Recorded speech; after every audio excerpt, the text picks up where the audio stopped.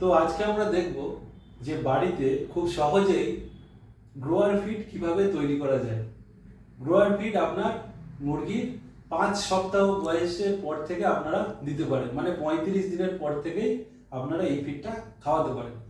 তো ফিডটা বাড়িতে বানানোর জন্য কিছু কিছু উপকরণ আপনার বাজার থেকে আপনার কিনে আনতে হবে, সেটার পর তারপরে মেশালেই আপনি বাড়িতে আপনার ফিড তৈরি করে ফেলতে পারেন। তো আমরা আজকে আলোচনা করব 10 কেজি ফিড বানাতে গেলে কোন কোন সামগ্রী কি কি পরিমাণ আপনার লাগে।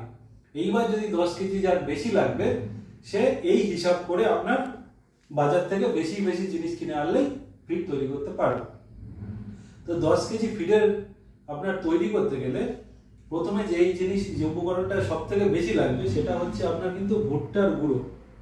ভুট্টার গুঁড়ো আপনাকে বাজার থেকে 3 কেজি 600 গ্রাম কিনতে হবে 10 কেজির মধ্যে। ভুট্টার গুঁড়োর পরে আপনার লাগবে চালের খুদ। খুদ আপনার লাগবে 1.5 কিলো খুদ আপনার লাগবে। তারপরে আসা হয় পরের জিনিসটা, পরে আপনার রয়েছে কুড়ো, ধানের কুড়ো, এটা আপনার লাগবে 1 কিলো। তারপরে রয়েছে দেখুন বাদাম খোল। বাদাম খোলটা মানে গোটা গোটা রয়েছে, এটাকে গুঁড়ো করে নিতে হবে, ভালো করে গুঁড়ো করে ফিডের মধ্যে মেশাতে হবে।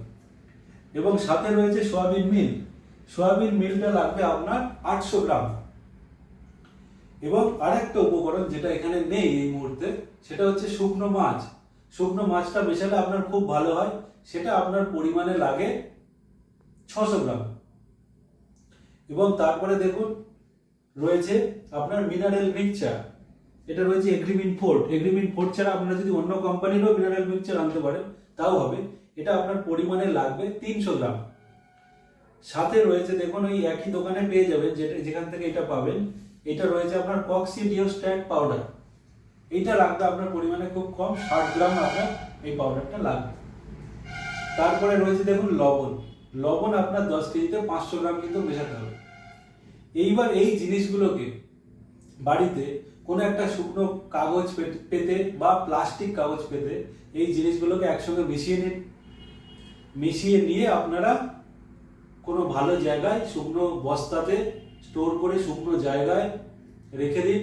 এবং একদম মাটিতে রাখবেন না, মাটিতে রাখলে অনেক সময় ড্যাম উঠে ফিডটাকে খারাপ করে দিতে পারে। ওই জন্য উঁচু জায়গায় ইট পেতে বা কাঠের ওপর একটু মাটি থেকে উপরে কিন্তু ফিডটা রাখুন এবং আপনার প্রয়োজন মতো আপনারা ফিডটা খাওয়ান।